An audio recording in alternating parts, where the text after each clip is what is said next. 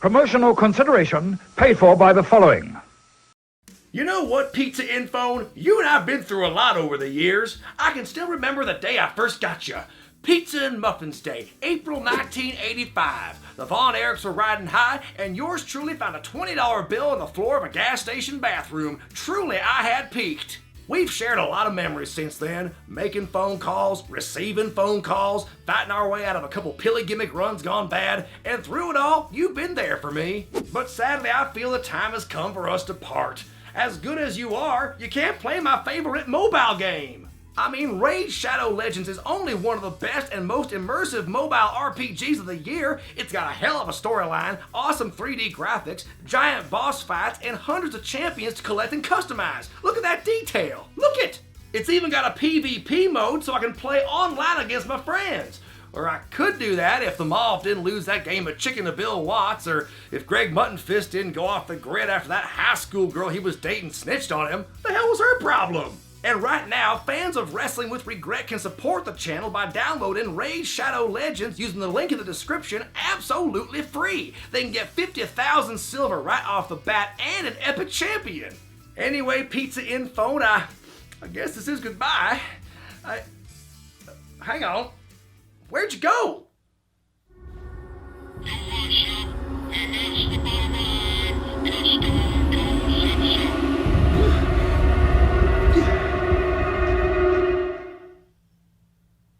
I gotta lay off the pilly gimmick.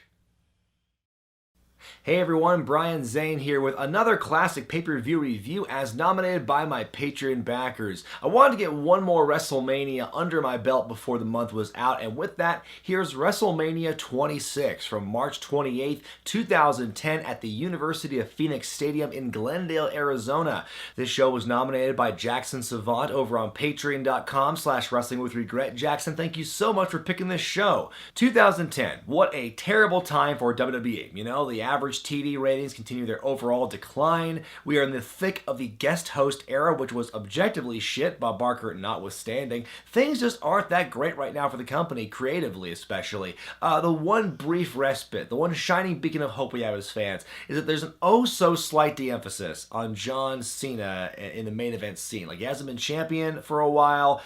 He's not been always in that main event slot. Things, of course, that would change a lot as 2010 goes on, but that's where we are right now. So the question is, would this WrestleMania be able to lift fans out of the doldrums that has been the creative dearth of 2009 and early 2010? The show got 885,000 pay-per-view buys, 72,219 people in attendance. There probably would be room for more if they didn't have that giant, big-ass LED pyramid for the set. Not only was that set incredibly wide, it was also very deep. LED screens on all sides, even one that was floating on top of it, like at an angle, so the helicopter shots above the stadium could get something to see. Your commentary team is Michael Cole, Jerry Lawler, and Matt Striker, but before I get into one word of what they say, can we talk about the epicness of that opening package? After Fantasia sings America the Beautiful, we go into this splendiferous, regal, luminescent package about how awesome WrestleMania is and how it's legendary and it's full of immortals and spectacular moments and things that change our lives forever. Goddamn, what an epic package. I am ready for the Mania. WrestleMania is a gift from the gods, baby. And then, of course, Cole opens up by saying,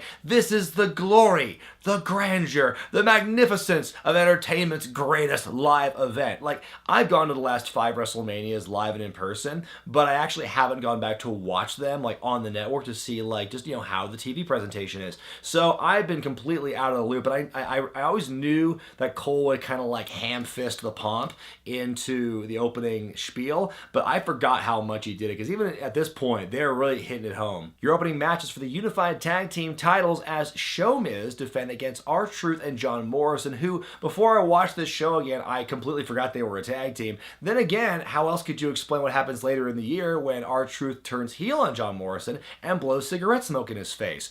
Big Show and Miz, by the way, won the tag titles, beating DX and the Straight Edge Society in a triple threat match on Raw, by the way, not too long ago. And oh my god, I thought that RVD and Booker T had a terrible hybrid theme. It's still bad, but not nearly as bad as ShowMiz is. Like, I think what makes a bad hybrid theme is the lack of effort, it seems, to weave the two songs together into a cohesive thing.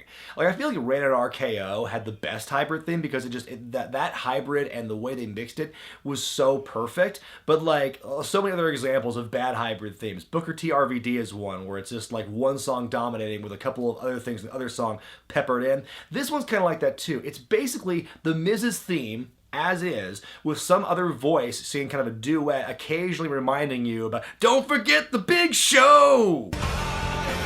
So we kick things off with the unified tag team titles on the line, and Matt Former tag team partners Miz and Morrison start things off. At one point, Big Show taunts Morrison on the apron and pie faces him off. He starts going to the second rope of all places, but Jomo knocks him off. Morrison goes for Starship Pain on the Miz, but Show saves his partner. We get a blind tag, and Morrison is KO'd as he's going to springboard off the ropes by Big Show. Show walks in the ring, pins Morrison, and that's it. It was a pretty short match. I don't think it went longer than 4 minutes. I'm going to give this one star out of 4. Yeah, pretty quick match.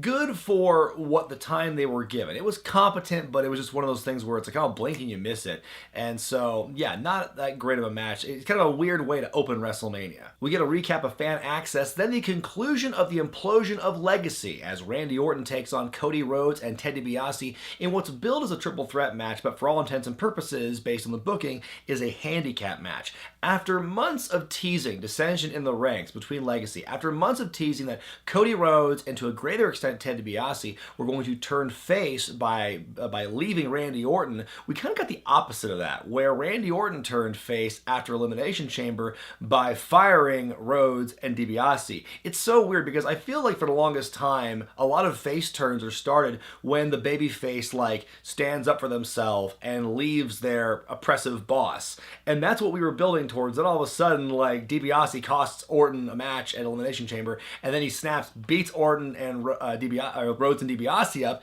and the fans cheer. And I guess, okay, Rhodes and DiBiase are the heels now. What happened? The whole build to this is that, Priceless, Rhodes and DiBiase, are still a team. They're still a unit. Their whole game plan is it doesn't matter to them which one gets the pinfall as long as Randy Orton is beat. That is a very important note for later. The match begins with Orton creating space, picking and choosing his spots early on to deal with the numbers, but the handicap eventually becomes too great, and Priceless begins stomping away. Orton starts fighting back, and I love this cutoff here by DiBiase, where Orton hits the ropes, DiBiase follows him right away and hits the ropes like half a second later.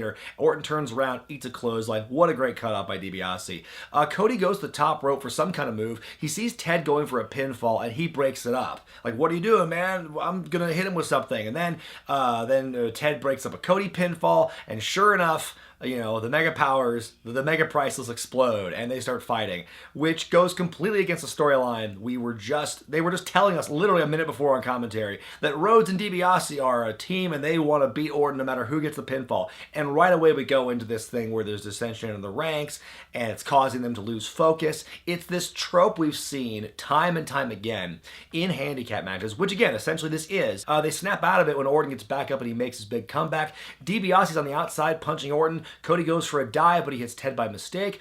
Orton with the double drape over DDT. He takes his time, punts Cody in the dome. Ted goes for Dream Street. Orton hits the RKO. Orton wins. The big LED tube comes down for him when he poses.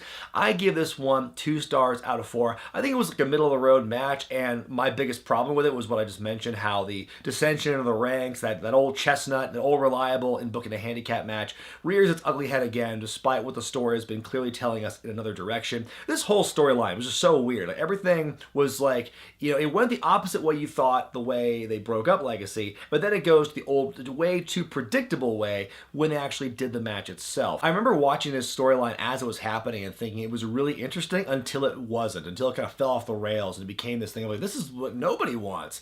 I'm not saying this match totally killed the momentum of Rhodes and DiBiase. I will say DiBiase never really recovered from this. Like, he never really reached that main event potential. It seemed to be kind of like talked about for him a lot. And, they give him a brief push where he had the $1 million title and he had Maurice as a valet. That really didn't go anywhere. He was a babyface near near the end of his run, talking about the DiBiase posse, and that was about it for him. Cody, you could argue did much better for himself after this storyline. Like, he was Intercontinental Champion, he did the tag team stuff with, Damian Sandow, doing the Rhodes Scholar stuff, he had the mustache for a bit, he was dashing, he was disfigured, he was Stardust for a bit, which, that's a very controversial, it's a very polarizing gimmick, but I enjoyed it at least, and I know other people did as well. So Cody, I think, did more for himself after this storyline, but there was definitely a ceiling on his potential. It's time now for the first ever 10-man Money in the Bank ladder match, which proves the old saying that sometimes there's too much of a good thing. Kofi Kingston, MVP, Evan Bourne, Jack Swagger, Shelton Benjamin, Matt Hardy, Dolph Ziggler, Kane, Christian, and the Intercontinental Champion Drew McIntyre all in this matchup here. By the way, you can tell Shelton's a heel here because not only does he have the blonde hair, his theme music is slowed down ever so slightly.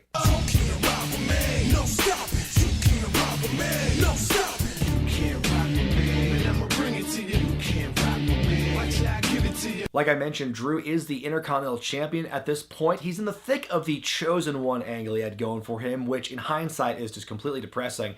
The story with him going into this match was he was frequently bailed out by Mr. McMahon. Like, he lost his first qualifying match, so Vince gave him 2 more shots until finally, third time was the charm for him to get in this match. So there is some resentment toward him early on, because at one point everybody hates Drew. Everyone's just beating the hell out of him. Then we keep going on. Kane chokeslams Bourne onto a bunch of guys. Christian monkey flips Kofi into a ladder that crushes Hardy and Swagger. A bad looking zigzag off the ladder on Christian. Kofi tries to do a spot where he goes up the inclined ladder onto Kane, but he slips, which is kind of scary. Swagger's crushed on both sides from ladder attacks, which is pretty entertaining.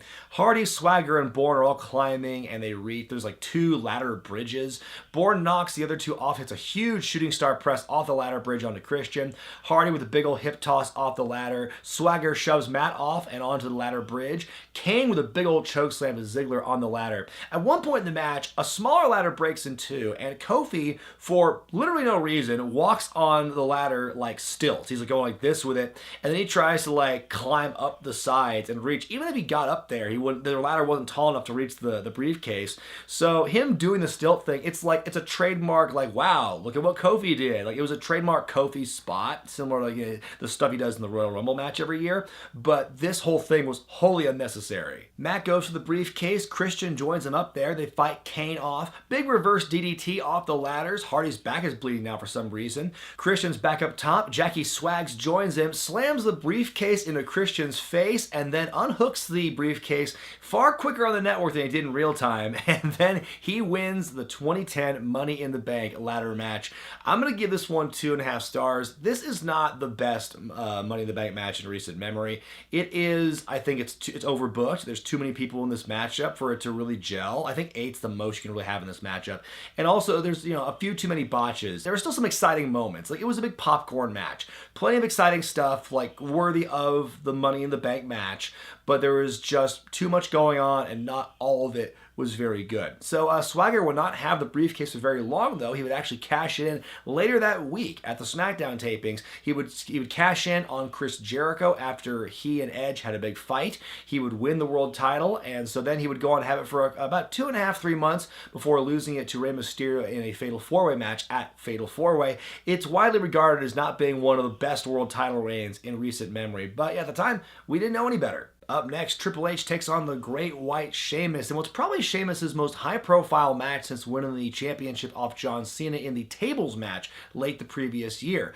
Sheamus would lose the title at Elimination Chamber after Triple H beat him earlier in the match. It wasn't the final finish, but he was the person to eliminate Sheamus, and John Cena eliminates Triple H. More on that later. And so they have a really good highlight package here that shows how this came to be and how this feud started. Basically, Sheamus is gunning after Triple H, and Triple H here, in a rare moment of humility, actually admits that at times he got beat every once in a while, how the Ultimate Warrior squashed him at WrestleMania 12. And he says, since then, I've done a lot of stuff. A few people have beat me, not too many, but the ones who have beat me have, gone on to great heights and great success, like John Cena and Batista and nobody else. So, would Sheamus join that exclusive club, beat Triple H at WrestleMania, and go on to greater things? Spoiler alert, no. Like, he'd do okay, but but it's a very subdued entrance for Triple H here. He does get pyro at the top of the pyramid covering the ring though when he does his pose, but yeah, think back to the last like 7 or 8 years of WrestleManias and like Triple H's ridiculous over-the-top entrances involving like crowns or skulls or cars or whatever the hell's going on, like quad bikes. Think about that, and this is like so stripped down, so basic, not the Triple H we've come to know and love today with his ridiculous Mania entrances. There's one phrase that is repeated here from, I heard it earlier in the Orton match, and I hear it here as well from Stryker. He talks about WrestleMania experience, and no, we're not talking about the Viking experience, not that kind of experience. I'm just talking about, he's referring to people's experience wrestling in WrestleMania. But like, it took me a while to get that, what he was saying, because like, yeah, to me it just sounded like it was some kind of fan experience or a fan access thing, or if it was like the name of like their house show tour after WrestleMania, the WrestleMania experience. There's some even fighting early on. Triple H spooks Sheamus with a pedigree attempt. He eventually gets a figure 4 locked in for a bit before they move to the outside, where Sheamus takes him out on the steel steps. Sheamus puts the boots to Triple H. Commentary doing a very good job putting Sheamus over, calling him, wise beyond his years. Tell a good story here in the commentary. Running power slam, reverse chin lock, counter with a back suplex. Triple H, the big comeback, the face buster, the neck breaker. Sheamus goes to the Celtic cross. He misses the brogue kick, which this time they didn't have a name for it yet. They were just calling it like the big boot. Triple H is his 3rd or 4th pedigree attempt. Sheamus does connect with a kick, and Triple H kicks out. There's fighting on the apron. Another big boot, as they're calling it. Not the brogue kick yet. Another big boot to the head of Triple H. Triple H is playing dead for the longest time, and Sheamus finally, he picks him up, but Triple H is playing possum. He finally hits Sheamus with the pedigree to win the match. I'm gonna give this one 2.5 stars. It was a good physical match, decent showing for Triple H, and especially a good showing for Sheamus, who I think this was, like I said, his highest profile match since winning the title. I for some reason remember him winning this match, but then I thought, I'm misremembering, because they do have a rematch the next month at Extreme Rules, in which Sheamus not only beats Triple H, but they use it as an excuse to write Triple H off for a very long time. So that was, good credibility for Sheamus. So he didn't. It's weird because the whole thing was like Sheamus. If Sheamus beats Triple H, he could join that elite group of Cena and Batista, guys who do great things. So no, he didn't beat Triple H at WrestleMania. He beat them the next month, but it doesn't count. Like, even though Sheamus would go on to main event later on, he was a multiple-time world champion on SmackDown and whatnot. He didn't get quite that treatment. He's not the star that Cena and Batista became. It's funny because I forget who posted this on Reddit, but somebody made a very good point that Sheamus's career is it's great in reverse. Like, it started out, wow, he's a champion, like, wow, he's main event, and then he's just being used less and less, and then he's in a tag team with Cesaro that does some success, and then he's kind of like middle of the road now. It's like, if you played that tape in reverse, man, what a story that would be. Well, around this time, CM Punk's doing some of his best character work in ages as the leader of the Straight Edge Society alongside Serena Deeb and Luke Gallows. He's growing his hair out and growing the big beard. He looks like Jesus and or Charles Manson, really doing the whole cult God complex thing with CM Punk here. It's really great stuff. His opponent for WrestleMania is Rey Mysterio, who's been getting into it with the last several weeks. Rey cost Punk his Money in the Bank qualifying match, and then a week or two later, there was a moment where Rey Mysterio brought his family out to sing happy birthday to his daughter Aaliyah. Now, a few weeks ago, in real time, in the present here, I made the observation when Dominic was introduced for the angle with Rey and Samoa Joe that, first time we've seen Dominic since 2005, SummerSlam with Eddie Guerrero in the ladder match. I was wrong. Many people point out this on commentary or in the comments section, and this is what they meant, that Dominic was actually seen here. He was part of the whole family unit. So they're singing happy birthday to Aaliyah. CM Punk interrupts, demands a match with Rey at WrestleMania. Rey says no. Punk calls him a coward and slaps him. And so Rey takes the pacifist way out and just leaves with his family while his kids are freaking out. And Punk sings happy birthday to Aaliyah. And I love in the hype package they show before this match how they distort the voice to make Punk sound so evil. Happy birthday.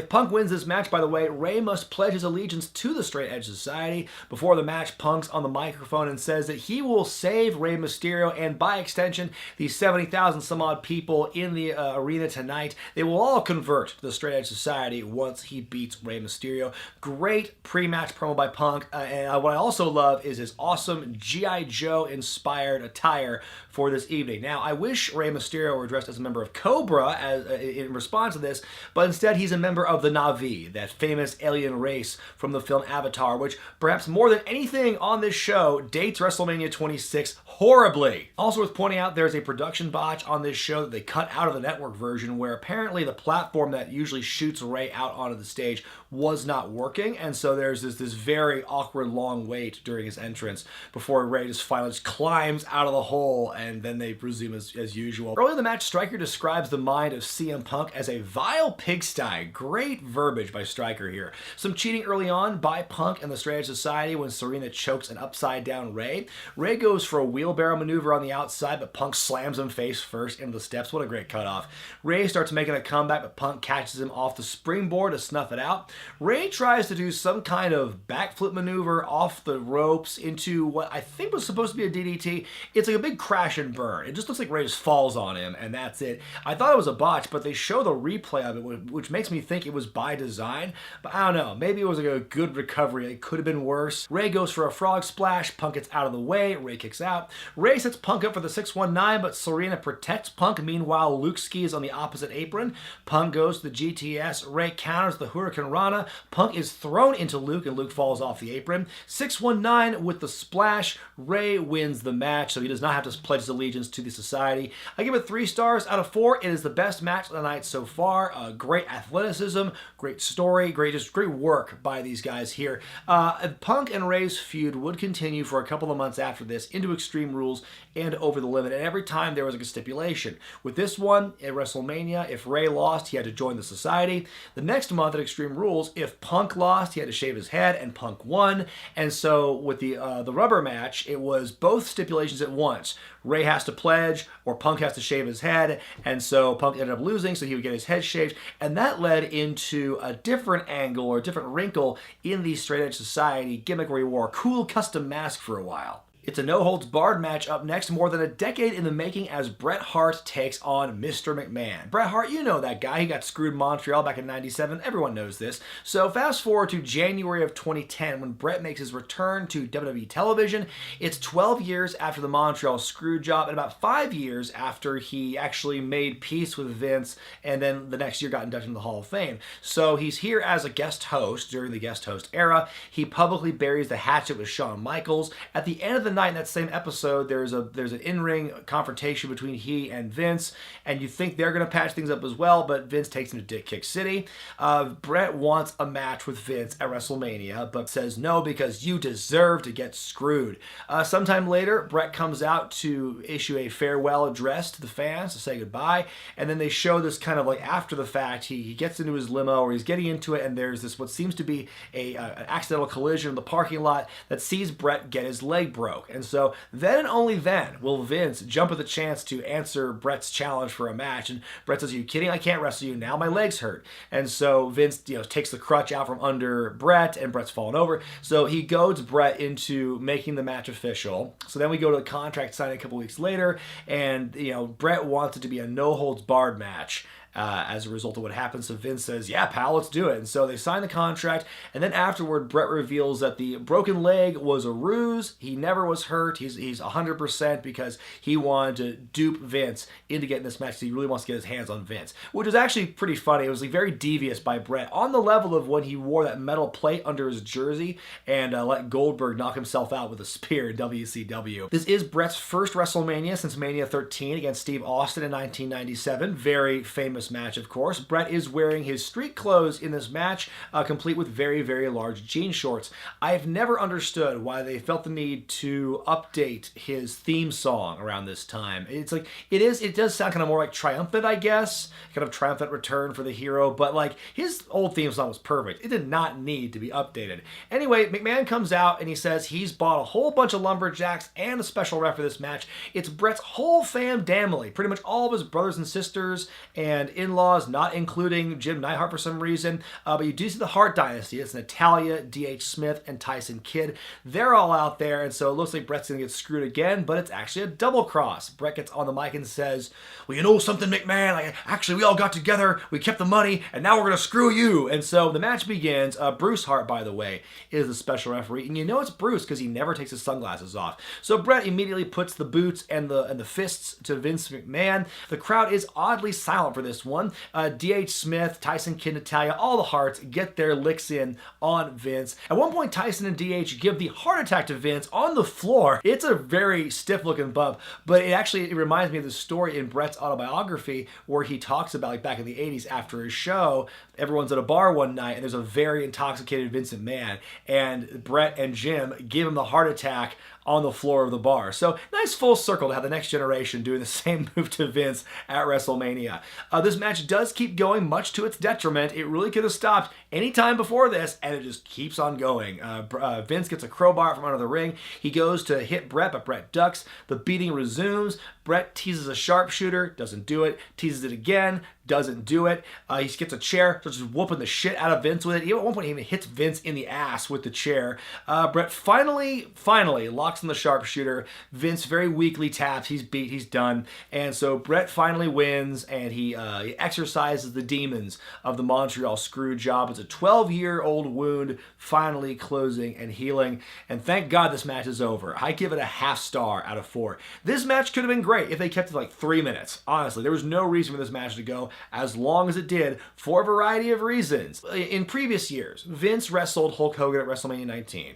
He wrestled Shawn Michaels at 22. Those matches each went about 20 minutes long. Those were long matches, longer than this one, but at least Hogan and Shawn could go. At least they were still like active competitors. Bret had no reason to be in the ring that long. He was retired in 2000 due to concussions. He was a stroke survivor. He was not in ring shape. There was no reason for him to be in the ring as long as he was. That should have been a squash match, plain and simple, and they just kept going with it. It was a snuff film, essentially, is the best way to describe it. And on one hand, I can get that. I get why it was such a protracted beatdown, because there was this animosity and there was this grudge, and you tell the story of Bret finally getting revenge on Vince, yada, yada, yada. But you could have told that story in a much shorter time, and it would have been far more effective. Also, a funny thing that I heard when I was researching for this show was apparently as they were getting ready to plan this match out, like all of like the Hart family relatives who were like involved at ringside for this match all try to get their 2 cents in about like, you know, what should happen in the match. Oh, this should happen, this should happen. And to the point where Bret had to be the voice of reason and tell everyone to shut up and let's just like figure this out. That to me is so hilarious and just on brand for the Hart family. Like everyone wants to get involved, everyone wants a piece, and Bret has to be the voice of civility and reason. Also, this match is noteworthy because it's kind of the end of Mr. McMahon as we know it, as a character. Like for years at this point, he's been, you know, like this maniacal, on-air character, the evil authority figure, occasionally wrestling. This was his last real match at WrestleMania 26. Like he wrestled one on Raw years later with CM Punk that went nowhere, and that was about it. Like he never really wrestled again after this. His on-screen role severely diminished after this match in particular. So this is kind of the end of Mr. McMahon as we know it, which is very appropriate because after all, the Mr. McMahon character was born out of the Montreal screw job. So for Bret to be the one to slay that beast, no pun intended to Seth Rollins, for him to be the one to take down Mr. McMahon like this at WrestleMania is very appropriate. It's very poetic, so I get that. But again, did the match have to be as long as it was? It felt twice as long because it was so bad. They announced that next year's WrestleMania is taking place in Atlanta, and Cole says, Atlanta, the bar has been set. But don't worry, they're not going to be meeting that bar any time of next year, thanks largely in part to Michael Cole. We then go to the world title match as Chris Jericho defends against Edge. Now last July, out of nowhere, Edge and Jericho became a team and won the Unified Tag Team Championships. Less than 1 week after they won the belts, Edge ruptured his Achilles tendon, and so they had to scrap their entire storyline they were planning. That was going to basically, the payoff was going to be WrestleMania the whole time, but whatever they were going to do to get from point A to point B just couldn't happen because Edge was hurt. And so Big Show became Jericho's replacement, so you had Jericho for a while as a tag team champions. Fast forward to the Royal Rumble, Edge is a surprise entrant, wins the Rumble match, and I still maintain that Edge winning in 2010 is the last like positive surprise victory for the Rumble we've seen ever since then. Because like we've seen like people people who we didn't expect to win, but we were kind of like, oh, okay. And we've also seen people win that were super predictable or people we didn't want to see win. So I think Edge was the last one to actually get that kind of like, wow, he's back. And wow, he wins. I feel good about this. The next month at Elimination Chamber, Jericho won the World Championship after Shawn Michaels cost The Undertaker the match. More on that later.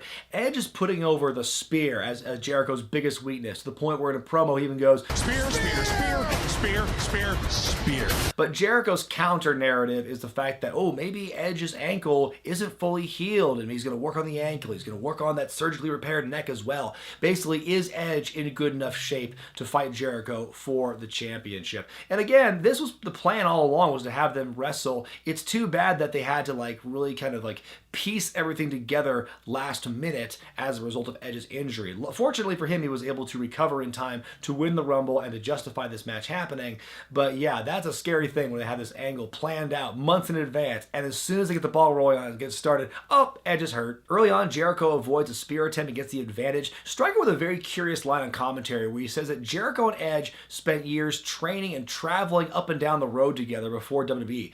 No, they didn't. Now look, I have not read Edge's book, but I have read Jericho's book, and I can tell you Edge's name never comes up once in that book when he talks about coming up through Calgary. Just because they're both blonde Canadian men. That's where the similarities begin and end with these guys. Like, they took very different career paths. Like, Edge was a jobber in WCW a couple times when Jericho was in WCW, but that, I think, is the only time their paths really met before they were eventually in WWE. So, very curious for Striker to try and insert history that is not there. Edge knocks Jericho off the apron and into the announce table. A big dive to the outside. Big face buster from the top rope by Edge. Edge goes to the spear yet again. Jericho catches him, puts him in the walls of Jericho, and think of all the pressure being applied to his Achilles tendon there, except for the fact that it's essentially a Boston Crab, which puts pressure on your back and your upper legs. Nowhere near the ankle is being affected by this. Jericho goes for the Lion Salt, makes a full rotation, lands on his feet, backs right into an Edge-O-Matic, an execution DDT and a kick out. Jericho teases a spear of his own, but he eats a big boot. Edge goes to the spear yet again, eats the code breaker, kick out. Jericho begins really going after the ankle now. I love Striker's call here where he says, as he's working the ankle, and Striker tells the fans at home to feel their Achilles tendon, to feel how tender and sensitive it is, and imagine that kind of pressure being applied and attacked on the ankle. Like, you know, I make fun of Striker for a couple of things he says, like in this show, but for the most part, I'm really enjoying his commentary, especially in this match. Jericho has him to the walls again, into a single leg crab. There's a rope break. Jericho on the outside, he brings the belt into the equation. We get a referee bump and a belt shot, but Edge somehow kicks out. Jericho hits a code breaker and keeps Edge down for the 3. Jericho retains. I'm going to give this one a 3.5 stars out of 4. I think it's a terrific match. Great work by both guys. And I love the ending. It's so nefarious and so heelish of Jericho to win the belt, like to retain the championship like he did. Like, he tries to cheat. It doesn't work. Finally, one more kill shot, and that's what does him in. You know, Edge tries frequently to get the spear in, and that's the story. He fails here, but after the match, he does hit Edge with like a super spear, going from one announce table to the other into the timekeeper's area. So Edge gets a little bit of his heat back. And like I mentioned, on SmackDown that week, Edge and Jericho would fight. They have a brawl yet again. Edge would cost Jericho the world title as Jack Swagger swoops in to cash in Money in the Bank. So it's kind of like full circle for Edge too, because like he was the victim of CM Punk cashing in Money in the Bank a while before this. So it's like, oh, now he's kind of like he's returning the favor to somebody else, to old Jackie Swags. And so these two would have a rematch at Extreme Rules in a cage match, which Edge would win. It's now time for a 10 Diva Tag Team match, which just proves the old saying that, you know what, doesn't really apply here. LayCool, Vickie Guerrero, Morrison, and Alicia Fox take on Beth Phoenix, Mickie James, Eve Torres, Kelly Kelly, and Gail Kim. It's heel divas versus face divas, and you know this because of the graphics on the big pyramid. The heel divas have like a dark orange diva logo, and the baby faces have a bright pink divas logo. The match begins when the faces take turns beating up Vickie in their corner, and then we get everyone getting their shit in because this match is only given 2 minutes. You got to make this count. So Kelly Kelly hits a leg drop on Vickie. Michelle picks her up and hits the Angel's Wings, aka the Styles Clash. Mickie with the DDT. Neckbreaker by Layla. Gail Kim with Eat Defeat. Maurice with the French Kiss. Eve with a senton. Alicia with a kick. Beth with a Glam Slam. Beth finally corners Vickie, but Michelle takes her out of the ring. Vickie then goes for a frog splash on Kelly Kelly with a lot of assisting from the other heels. She finally pulls the move off. Cole calls it a hog frog splash, and that's supposed to be the finish. Like, Vickie, like, pins Kelly, but she's, like, so into it, and she's leaning back. She's really getting into that pinfall, but in doing so, Kelly's shoulder gets up in the middle of the count. So the referee has to stop. And Vickie's like, what do I do? That's all I was trained to do. So she just, like, gets up and does, like, some jumping splashes onto Kelly, pins her, and then the heels win. This is a 0-star match. I would have given it a 0.5 star if she didn't fuck up the finish. So yeah, 0-star match. See, this was how long Bret and Vince should have been. This was the match that should have been this short. This match was just, it's the definition of a piss break match. It is the embodiment of the hashtag give divas a chance, like crystallized in its purest form. If this was your way to try and get the women on the show, this was your justification, then don't even bother having them on. Clearly some other match needed that 3 minutes more than the women did. In your semi-main event, Batista defends the WWE Championship against John Cena. Here's what you need to know going into this matchup. Cena is a friend of Bret Hart's, Batista is a friend of Mr. McMahon's, and that's pretty much it. Granted, there is some history between these two, of course. They wrestled once at SummerSlam 2008. That was a match in which Batista famously powerbombed Cena out of the jumping leg drop attempt, and that actually caused Cena to injure his neck. And they do play into that. They do bring that up in the history between these two. So basically what happens is the previous month at Elimination Chamber, Cena wins the WWE Championship after beating Triple H, who just beat Sheamus. So Cena's the champion, rah-rah. Vince McMahon comes out and says, hey pal, you gotta defend your championship right now against Batista. And so in like about 30 seconds, a fresh Batista destroys the tired John Cena to become champion. And so Batista basically goes on this rant about how he should be the face of WWE. How basically they do have a very parallel histories. They both came up through OVW together, debuted around the same time. They each won their respective world titles, their first titles, at WrestleMania 21.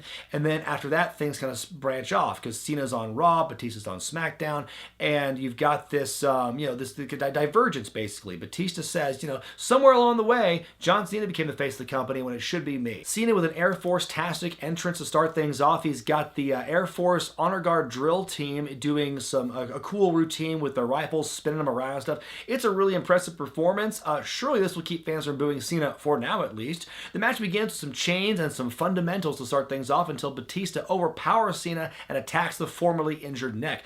Cena goes for an attitude adjustment. Batista counters and just crunches Cena's head with the sickest looking DDT I've ever seen in my life. Jake Roberts on his best day wishes he had a DDT that looked that devastating. Cena fights out of a chin lock, Batista with a neck breaker. Cena making his comeback, goes to the 5-knuckle shuffle, but he eats the spine buster instead. We get an STF by Cena, a rope break, a spear by Batista, a kick out. Fighting on the top turnbuckle, Batista's knocked off, and Cena with the big top rope 5-knuckle shuffle.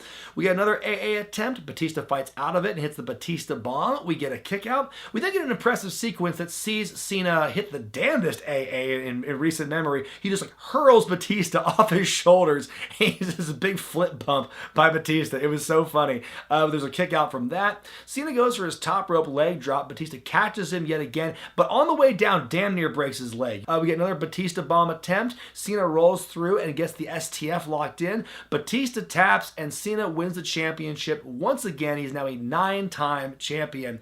I'm going to give this one, you know what? This match actually really impressed me. I'm going to give it 3 stars out of 4. It entertained me far more than I think I had any right to. This was a big old hoss fight, and they were busting out their greatest hits and stuff. It was impactful. It was physical. I really enjoyed this matchup here. These two would have a rivalry that goes on into the next few months at Extreme Rules, at Over the Limit, in a last man standing match, in fact, which Cena famously wins by duct taping Batista's legs to the ring post. And then Batista, very publicly quits the company, and then he's gone for a while. Like, he does very well for himself in Hollywood. Damn near ruins WrestleMania 30 by butting his head into it and winning the Royal Rumble, but then it recovers, and then he's gone again for a while, comes back at WrestleMania 35, has a meme-worthy performance, a couple actually, in the build of this match against Triple H. Main event time, it's streak versus career as The Undertaker takes on Shawn Michaels, who in a bit of a coincidence was born in nearby Chandler, Arizona, not too far a drive from Glendale where this show is taking place. Of course, the previous year, WrestleMania 25, these two had a hell of a match of the year, one of the best matches in WrestleMania history, which Taker would win, and for months, Shawn was obsessed with getting that rematch with The The Undertaker, which Taker frequently denied him, forcing Shawn to get a little desperate in getting Taker's attention. He got into the Elimination Chamber in the middle of Taker's defense of the world title, cost Undertaker the match and therefore the championship, which finally gets Taker's attention. But Taker ups the ante when he accepts Michaels' challenge and saying, you've got to put your career on the line if we're going to wrestle one more time at WrestleMania.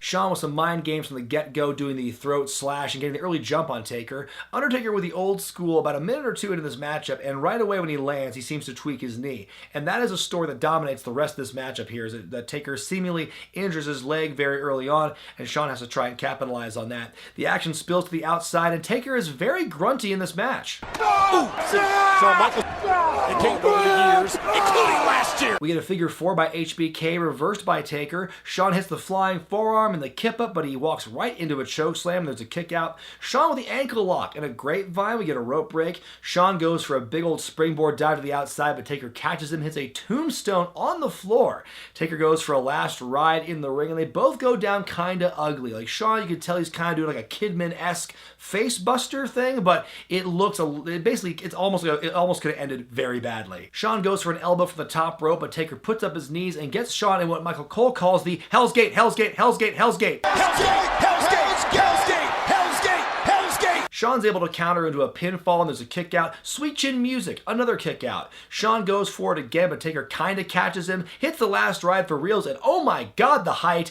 There's a kick out. To the tables we go on the outside. Another last ride attempt. Shawn jumps down, sweet chin music, top rope moonsault to the announce table, which breaks the table in pieces, yet surprisingly does not break Taker's legs into pieces. Sweet chin music again. Cole is screaming, the streak is over! The streak is over! We get a kick out. Chokeslam by Taker, a tombstone yet again, another kick out. The fans are just apoplectic over this. Taker has this look of complete disbelief on his face, and finally he's going to go for one last one. He signals for the one more tombstone, and then you get this just kind of like sad, emotional, kind of old Yeller moment here, where, you know, Shawn is just like pulling himself up. He's pulling himself up by Taker's pants and his waist and everything. He's like grabbing his flesh to pull himself up, and like Taker's just shaking his head. Stay down. What are you doing, man? Don't do this. And then Shawn, defiant to the very end, defiant to the last, does the throat slash, slaps Taker in the face. Taker has this look of pure evil in his face, hits Shawn with a super tombstone, jumps up, the height that Taker gets on that thing,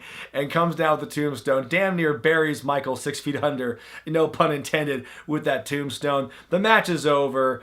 The streak is now 18-0. Shawn Michaels' career has ended. And so there you go. 4 stars out of 4. How else could you possibly rate this match? This was spectacular. Easily the best match of the night. At least it went at the end now instead of like in the middle, which is what the last one did at Mania 25. I maintain that this is the better of the two WrestleMania matches between these two. You could argue that the Mania 25 one was a bit more clean. Like this one had a couple of like kind of rough moments, but to me this one is going to be 26. That is the better match because the stakes and the emotion and the storytelling are so much higher. The previous year it was just the streak, which had been kind of the thing for a while. That's all that was on the line for a long time, was just the streak. This was not just the streak, but it was also Shawn Michaels' career. And it was just, everything was so amplified. Every attack, every kick out, every near fall, every call on commentary was just so, the intensity was so much more amplified. And that was what I think makes this go over the top compared to 25, is that there's so much more emotion. The stakes are so much higher. And so, yeah, I mean, there's no other way I can describe it. We get a long emotional farewell from Shawn. We get the standing ovation, the long walk back up the ramp, the dramatic camera work. He even takes time to have a chat with the fan on the ramp with a sign that says, "This match sponsored by AARP,"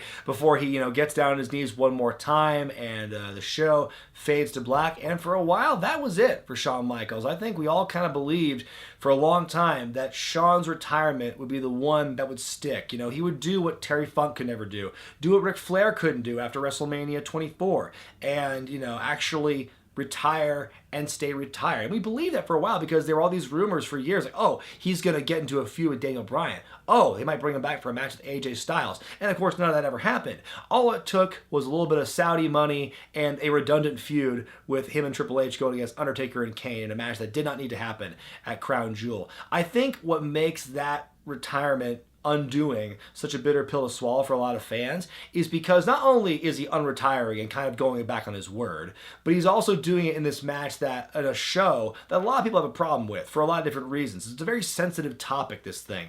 And so for him to come back for this show that is already controversial to begin with, made a lot of people upset.